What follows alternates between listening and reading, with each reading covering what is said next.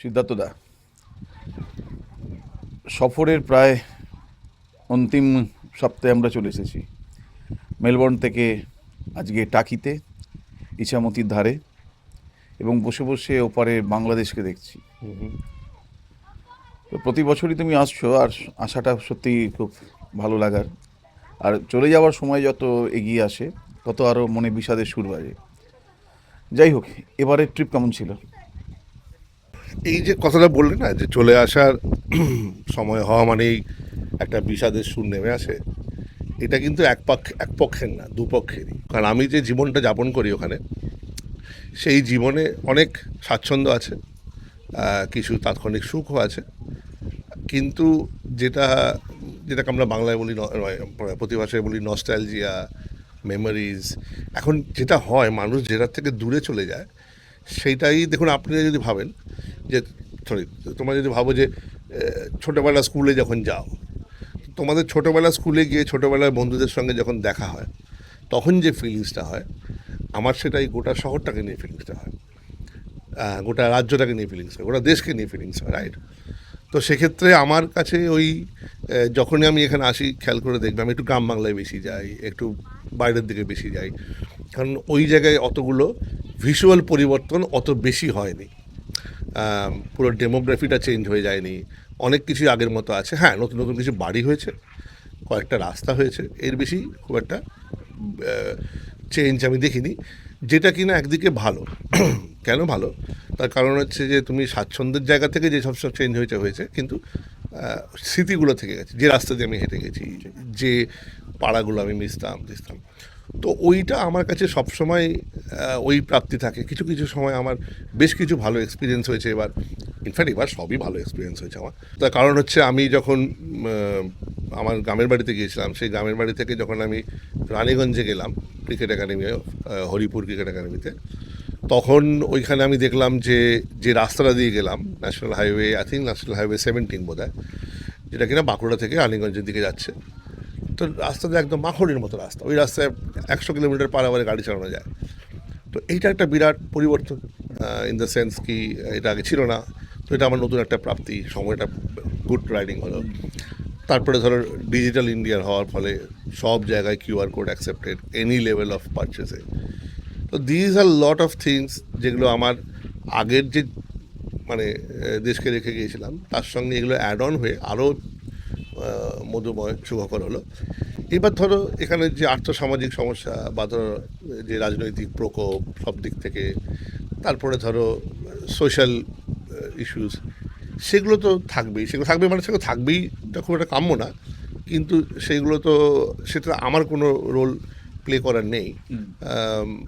Comment করলে লোকে এখন ক্রিটিসিজম নিতে পারে না, এটা খুব মজার ব্যাপার। দেখবে, খুব খেয়াল করে দেখবে, যারা ক্রিটিসাইজ করেন তারা কখনো তাদের ক্রিটিসিজম নিতে পারেন না। তারা কিন্তু সকলকে ক্রিটিসাইজ করছেন, কিন্তু তাদেরকে যে মানে তারা নিজেদের মানবশ্রেষ্ঠ বা যুগাবতার ভাবছেন কিনা জানি না, যে তাদের কোনো ভুল নেই, তাদের কোনো খামতি নেই, তাদের কোনো ভুল বা খামতি দেখালেই ফোঁস করে উঠছে, এবং সেটার মধ্যে প্রতিহিংসামূলক ফোঁস আসছে। তো আলটিমেটলি আউটকাম কী হবে জানি না, বাট আমার যেটা তুমি বললে যে এই ট্রিপটা কীরকম লাগলো, এই ট্রিপটা আমার খুব সুন্দর কাটলো এইভাবে।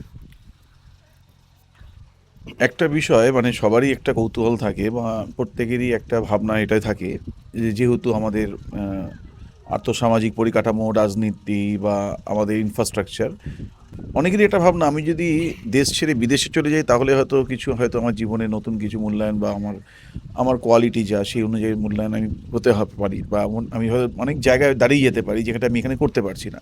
এটা কি ঠিক নাকি না? এই পরিস্থিতিতে থেকেও যদি নিজের ভাবনা বদলানো, বা যদি আমার যে কাজটাই করি না কেন তার কাজ করার পদ্ধতি বদলে আমি সফল পেতে পারি।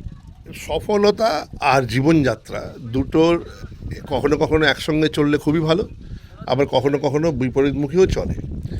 যদি তুমি দেশ বিদেশের অ্যাঙ্গেল থেকে বলো, the major difference between Bharatvarsha and other parts of the world, বিশেষ করে পশ্চিম বিশ্বে, সেটা হচ্ছে কালচারাল ডিফারেন্স, একটা সাংস্কৃতিক মনস্তাত্ত্বিক ব্যবধান।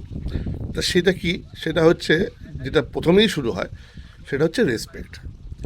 এই রেসপেক্টের জায়গাটা সবসময় এখানে এখানে রেসপেক্ট করা হয় যদি তুমি পাওয়ারফুল কেউ হও, যদি তুমি রাজনৈতিক কেউ হও, যদি তুমি মানে ধনবান কেউ হও, ধনী কেউ হও, মানে unless you have power and penny যাকে বলি আমরা, ক্ষমতা এবং পয়সা যদি থাকে, তখন একটা রেসপেক্ট মোটামুটি পাওয়া যায়। এই রেসপেক্ট মানে স্যার স্যার স্যার স্যার করে বলা নয়। ছোটো উদাহরণ দিই, এই যে গাড়িতে ভারতবর্ষে বিশেষ করে লাইটটা দুবার ফ্ল্যাশ করলে এটার মানে হচ্ছে আমি যাব তুমি দাঁড়াও। যে কোনো ধরুন সরু জায়গায় লাইটটা দুবার ফ্ল্যাশ করা মানে আমি যাব তুমি দাঁড়াও। বিদেশে বিশেষ করে অস্ট্রেলিয়াতে কিন্তু লাইটটা দুবার ফ্ল্যাশ করার চর্চাটা আছে। ওখানে হচ্ছে আমি দাঁড়াচ্ছি তুমি এসো। অদ্ভুত, সম্পূর্ণ আলাদা, যে আমি দাঁড়াচ্ছি তুমি এসো।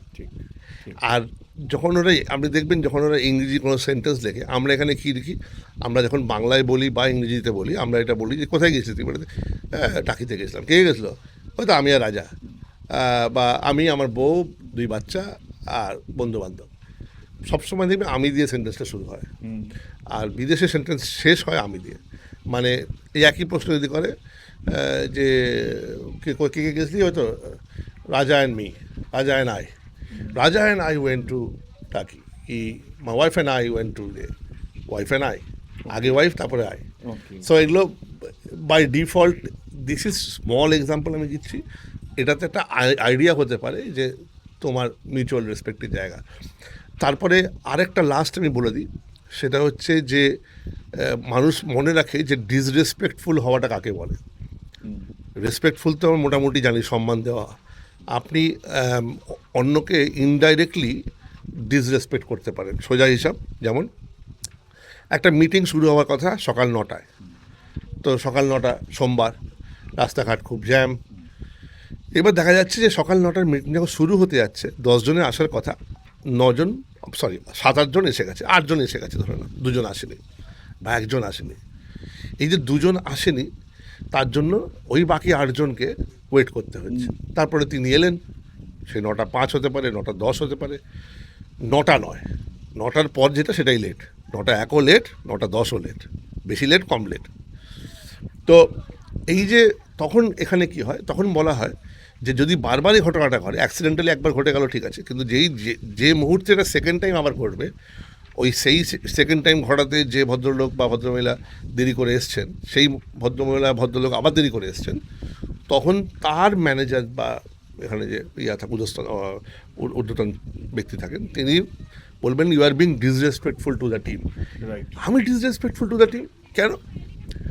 তখন বলছে যে যে সমস্যার জন্য আপনি সময় আসতে পারেননি বলে বলছেন, যানজট, বাচ্চাকে স্কুলে দিতে হবে, সকালে খাবার রেডি হয়নি, ইত্যাদি ইত্যাদি, সেই সমস্ত কমিটমেন্ট, সেই সমস্ত অসুবিধার মধ্যে দিয়ে ওই বাকি 8 জন কিন্তু এসেছিল, এবং তারা মানে পড়িমড়ি করে এসে 9টার মধ্যে অফিসে ঢুকেছে 9টার মিটিংটা অ্যাটেন্ড করার জন্য। তো এই যে তারা চূড়ান্ত একটা এফার্ট দিল, সব কিছু, তারা তো ছোটো ছোটো কিছু স্যাক্রিফাইস করেছিল, হ্যাঁ, যে আরও ভোরবেলা উঠেছিল বা তাড়াতাড়ি বেরিয়েছিল, কিছু একটা করেছিল। তো সেই জিনিসটার সম্পূর্ণ কোনো মূল্যই আপনি দিতে দিচ্ছেন না, বিকজ ওরা টাইমে আসা সত্ত্বেও ওরা মিটিং শুরু হলো না। মিটিং শুরু হলো কখন না, এই যে লোকটা এইসব পাত্তাই দেয়নি, তার টাইম অনুযায়ী, অর্থাৎ 10 মিনিট বাদে আসলে ওরা আসুক, তারপর মিটিং শুরু করবো। সো এইগুলো, this are the changes basically.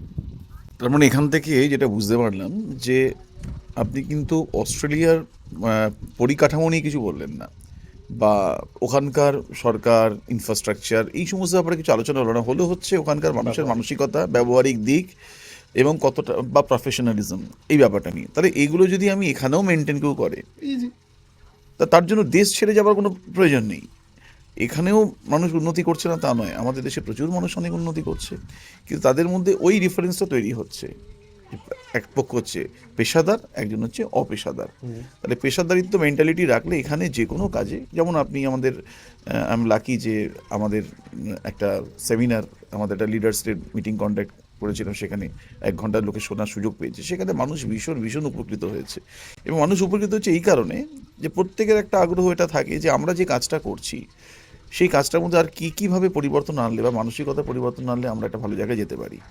সেখানে আপনার বেশ কিছু উদাহরণ যেগুলো সত্যি খুব কাজে দিয়েছে, যেগুলো আমি এখানে আলোচনা করলাম না, কিন্তু এটা একদম বাস্তব কথা যে মানসিকতা যদি পরিবর্তন হয় তাহলে যে কাজটা করছি কাজের রেজাল্টও পরিবর্তন হবে। এটাই তো। আচ্ছা, আর এক লাইনে যদি কোনো মেসেজ হয় এখানকার ইউথদের, যারা আজকের ডেটে দাঁড়িয়ে পড়াশোনা করছে বা শেষের পর্যায়ে এসে গেছে, তাদের ক্যারিয়ার করার জন্য তারা কি ভাবতে পারে, তাদের জন্য যদি এক লাইনে কিছু বলা যায়। আমি এটাই বলবো যে প্রথম কথা, একদম প্রথমেই যেটা হয় সেটা হচ্ছে আপনি ভুল হতে পারেন, এটা আগে বিশ্বাস করতে শিখুন।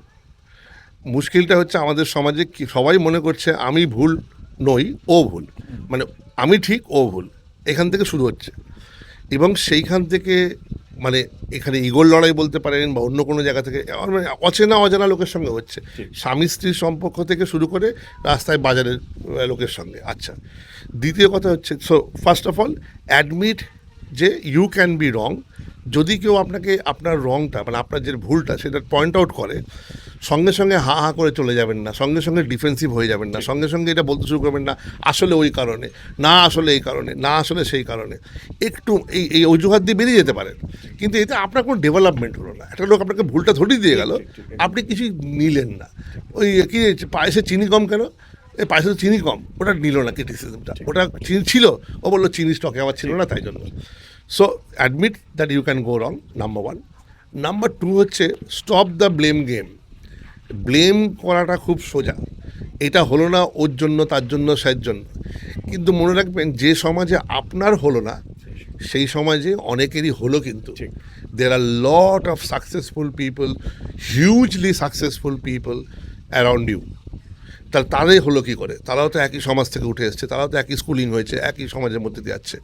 তাহলে নয় আপনার মধ্যে খিদের অভাব, নয় আপনার মধ্যে আগুনের অভাব। Work on that, build it up, ইচ্ছা শক্তিটা বাড়ান। হ্যাঁ, আরেকটা হচ্ছে there is no shortcut to success. Success কখনো তাড়াহুড়া করে আসে না। পৃথিবীতে কোনো জিনিস, ভালো জিনিস আজ অবধি তাড়াতাড়ি হয়নি, কোনো ভালো জিনিস, নাথিং। দের ইজ নাথিং যেটা আজকে আপনি অ্যাপ্রিসিয়েট করছেন যেটা সেট করে হয়ে গেছে। সেটা মাংস রান্না বলুন, মাইক্রোওয়েভে মাংস রান্না খাবেন আর 2 ঘন্টা করে কষিয়ে রান্না মাংস দেখবেন, তফাৎ বুঝতে পারবেন যে তাজমহল কিন্তু একদিনে তৈরি হয়নি। So anything good that you see around you, it takes time. এবারে সেই টাইম লাইনটা সেট করা, আর কিছু ব্যবহারিক চেঞ্জেস আনা, পাংচুয়ালিটি, অনেস্টি, সিনসিয়ারিটি, লোকের প্রতি রেসপন্সিবিলিটি, অ্যাকাউন্টেবিলিটি, মানে আপনার বিশ্বাসযোগ্যতা বাড়ান, আপনার মানে রিলায়েবিলিটি বাড়ান। তারপরে হচ্ছে আপনার কমিটমেন্ট, একটা কমিটমেন্ট। ওই হিন্দি সিনেমাতে আছে একবার কমিটমেন্ট কার দিয়া তো কার দিয়া, কিন্তু সেটাকে মানতে হবে। আমি তোমাকে কমিট করেছিলাম যে আমি তুমি বলেছো তোমার সেমিনার শুরু হবে 2:30-টে, আমি কল্যাণী, সেমিনার হচ্ছে পার্ক স্ট্রিটে, আমি কল্যাণীতে থেকে চলে এসেছিলাম এবং এসেছিলাম ঠিক 2টোর মধ্যে। ঠিক। So these are small things. এটার জন্য এটা চরিত্রে নিয়ে আসুন, দেখবেন you will benefit a lot. And this is how you can stand out. Once you stand out, you become outstanding. Once you become outstanding, you get acknowledge, respected. আর তখনই আপনার জীবনে অর্থ, মান, যশ, প্রতিপত্তি সবই আসবে। It's not that hard. Thank you শীতল।